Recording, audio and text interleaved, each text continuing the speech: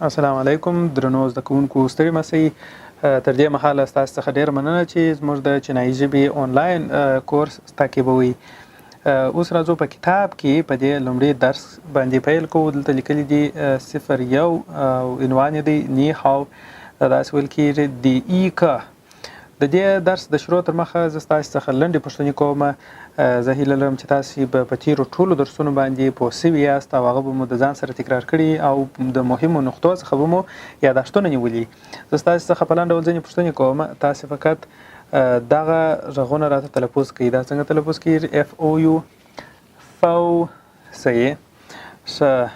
څنګه به دا لغات څنګه لیکلی سئ؟ تاسې ویډیو دروئ. د دې تر مخه چې زه تاسو ته جواب درکړم ویډیو دروئ او هغه لیکئ. جیا څنګه لیکل کېږي؟ صحیح. ښه. لو څنګه لیکل کېږي؟ داسې. دغه تلفظ کوي. دا به څنګه تلفظ شي؟ بیه. ګوره آی ای یې غږ به ستاسې په یاد وي. ښه. دا تلفظ کوي. بی. ګوره دا بی او بیه چې د دې غږونه در څخه غلط نه سي. د چینایي لغاتو په تلفظ کې د پینین صحیح زده کړه او تمرین ډېر رول لري. په هغه تېره ویډیو کې چې ما د پینین چارټ په اړه خبرې وکړلې، د پینین چارټ په اړه تاسې هلته ښه پکښې وګرځېږئ او په هغه باندې ساعت تېر کړئ. یعنې زما مطلب دا دی چې تاسې ډېر پر هغه باندې تمرین وکړئ چې اوس تاسو ته هر لغات په مخه درځي. که چیرې تاسې هغه چارټ ښه تمرین کړی وو نو دلته هېڅ مشکل به نه لرئ. دا به ډېر په اسانۍ سره دا لغاتونه تلفظ کولی شئ. ښه. دا لغات څنګه تلفظ کېږي؟ سیا. که چیرې یوه او ورکړم دا به څه شي؟ سیاو. او په همدې ترتیب سره که زه جی آی ای ولیکم جیا، او که او ورکړم جیاو، دا چې څه شو؟ جیاو. نو دغسې یو ځل بیا هم تاسې د پینین چارټ ته ولاړ شئ، هلته ښه تمرین وکړئ تر څو دغه حروف مو په مکمل ډول سره د دې تلفظ مو زده سوی. نو بېرته راځم لومړي درس ته. ترتیب د درس دا رقم دی چې د دې کتاب سیستم داسې دی. اول د درس عنوان دی، په دې کونج کې لیکلي ون خو یعنې روغبړ. دا درس د روغبړونو مربوط دی. دغه ای معنا یو یا اوله برخه جوز. نو جملې، مهمې جملې د درس څخه راایستلې دي. په دې اول درس کې 4 مهمې جملې دي چې دې ته وروسته راګرځو. دوم آر خوی خوا. خوی خوا یعنې محاوره.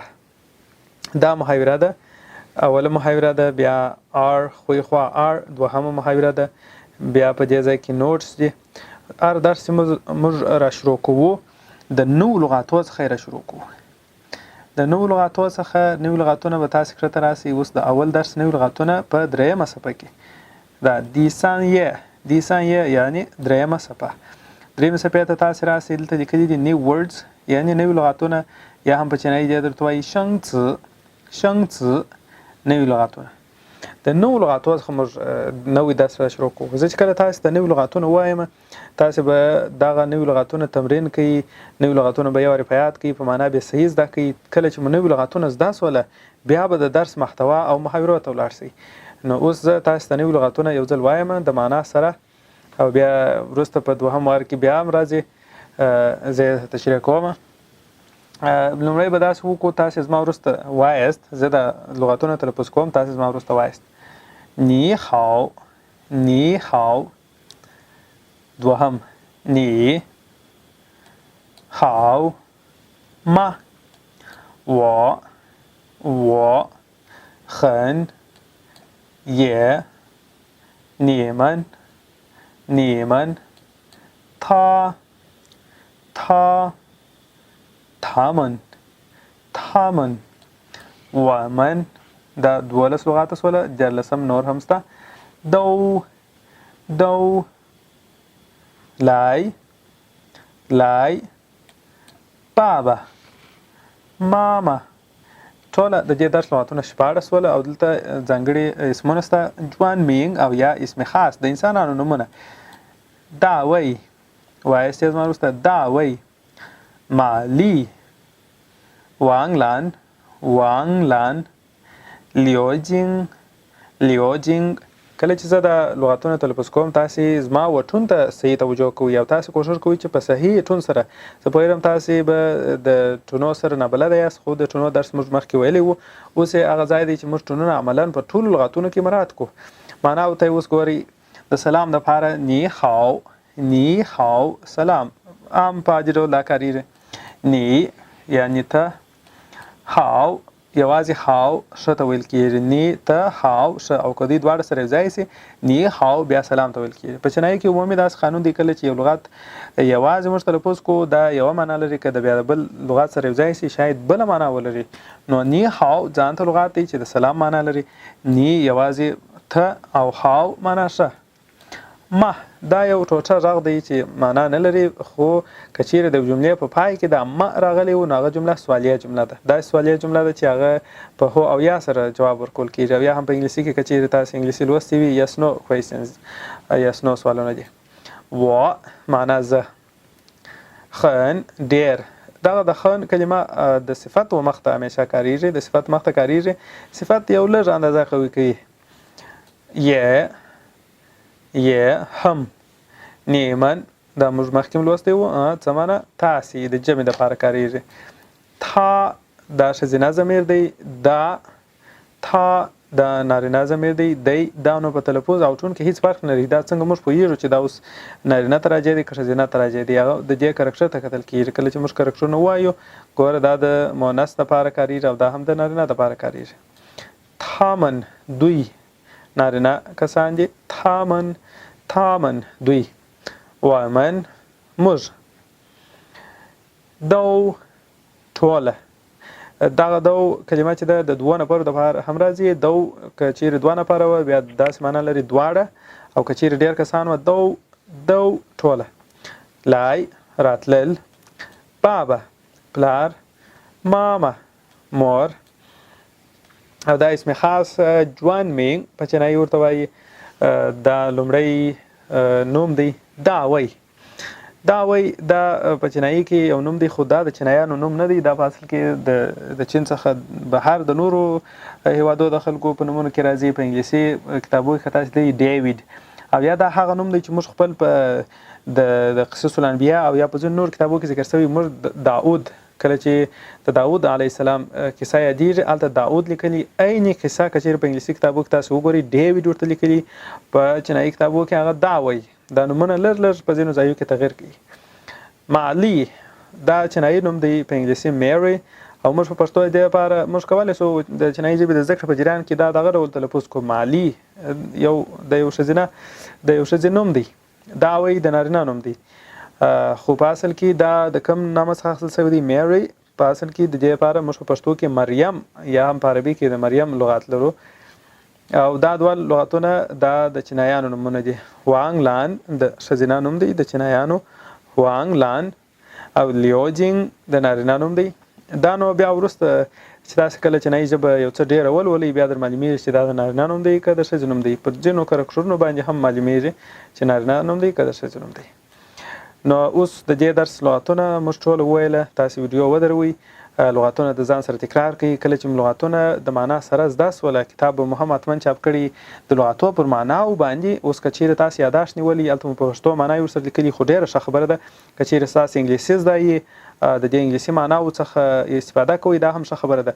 نو داسې وکړئ دغه پر پښتو معناو او یا هم پر انګلیسي معناو باندې لاس کښېږدئ دغه لغتونه ووایاست او معنا یې ووایاست که چیرې ستاسې دغه لغتونه په معنا باندې زده وه نو تاسې دې ته اماده یاست چې په درس باندې عملا شروع وکړئ نو ویډیو ودروئ لغتونه تکرار کړئ بیرته بیا دوهم ځل چې راوګرځېدلاست راسئ درس به موږ ووایو ښه زه هیله لرم چې تاسې به لغتونه تکرار کړي اوس راځو په جملو باندې شروع کوو هغه لغتونه د لومړي درس لغتونه ټوله په دې جملو او په محاورو کې استعمال شوي دي اوله جمله ده ای نی هاو سلام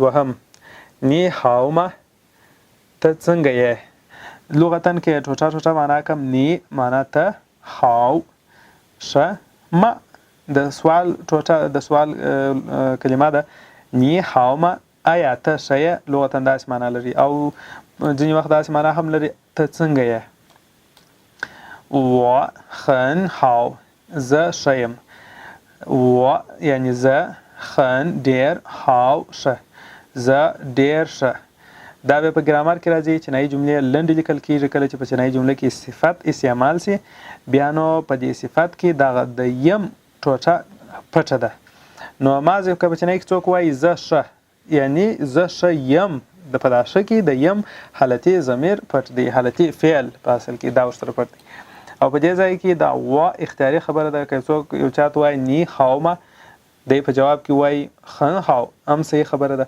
که وایي وا خن هاو هم صحیح خبره ده دواړه حالتونه استعمالېدلی سي څلورمه جمله ده دا سن درېیمه جمله وه اوس څلورمه جمله ده我也很好زه هم ښه یم زه也هم很ډېر好ښه زه ډېر ښه که لغات په لغات معنا کوي داسې راځي نو پوره معنا یې ده زه هم ښه یم زه هم ښه یم راځو محاورې ته خوی خوا یعنی محاوره دوهمه برخه ده د دې درس اوله برخه جملې وې دا جملې چې موږ ویلې دوهمه برخه محاوره ده تر ټولو ساده‌ترینه جمله ساده‌ترینه محاوره په دې درس کې هغه ده چې یو چاته ماضي سلام وایي کله چې یو چاته سلام وایي کولی سي دغه نفر نوم یاد کړې او بیا وروسته سلام وایي معلی نی هاو معلی سلام نی هاو دا وایي سلام دا وایي نو نوم که چیرې د نی هاو تر مخه وویل سي او که د نی هاو څخه وروسته ویل سي دا فرق نه لري تاسې به خپل د یو ملګري سره دغه محاوره تکرار کوي وبایاست چې مثلا احمد نی هاو هغه به تاته وایي چې محمد نی هاو یا به وایي نی هاو محمد دا نوم تر نی هاو د مخه او هم وروسته کارولی سي ښه راځو دوهمې محاورې ته دوهمه محاوره ده نی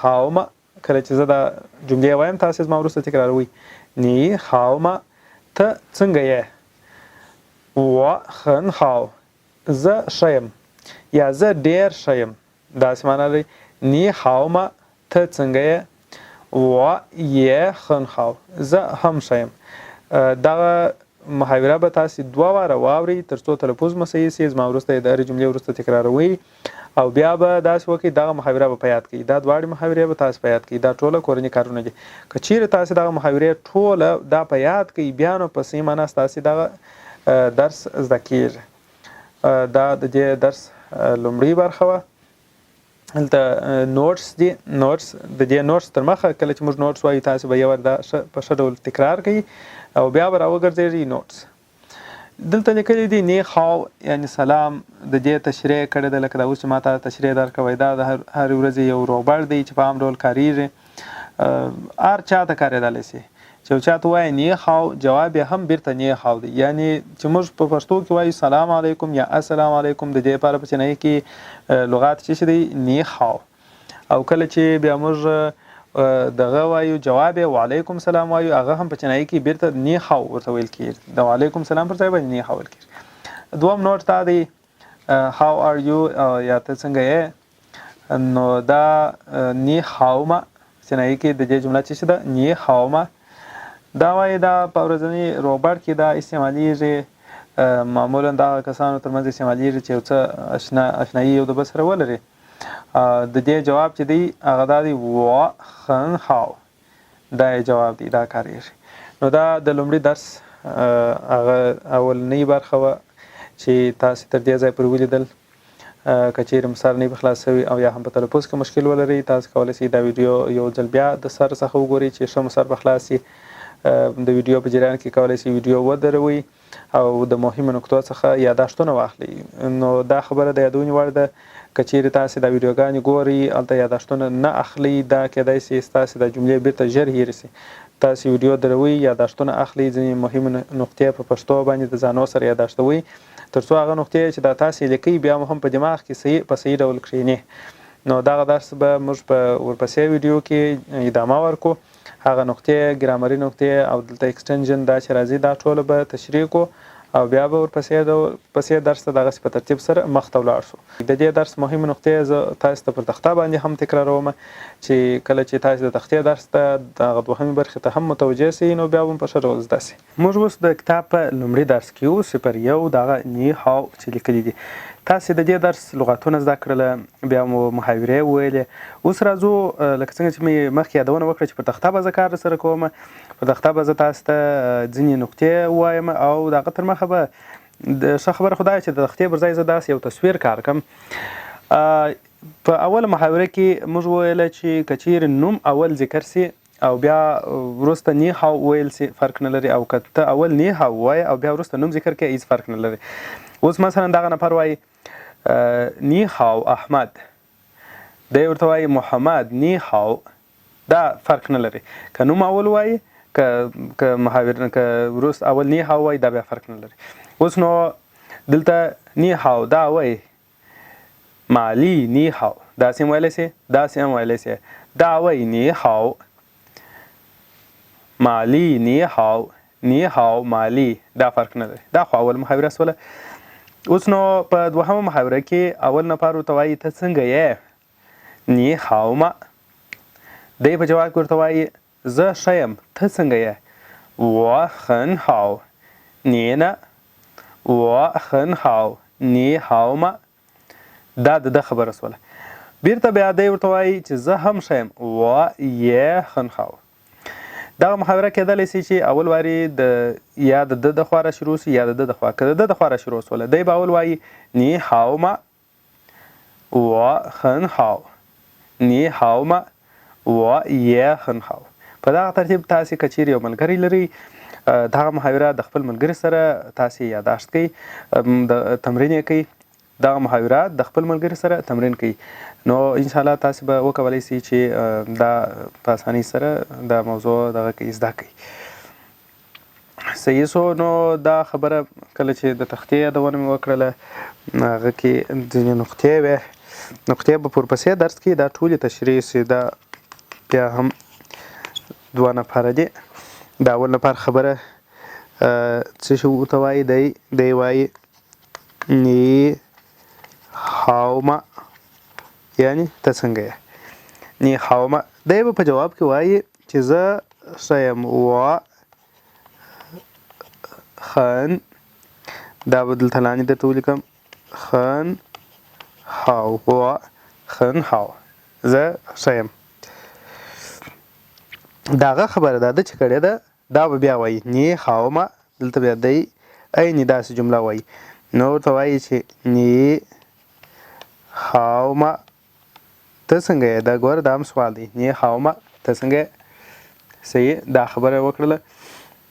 بیا نو فقط د ده په خبره کې د دغه نفر په خبره کې لږ تغییر راځي. دی و很好به نه وایي، دی به وایي چې زه هم ښه یم، و یې很好، و یې很好، زه هم ښه یم. نو دا ډېره ساده محاوره ده، خپل ملګرو سره تکرار کړئ. په ورپسې درس کې به د کتاب د لومړي درس هغه پاته نقطې بیان کړو. نو تر بل درسه پورې ښه وخت ولرئ.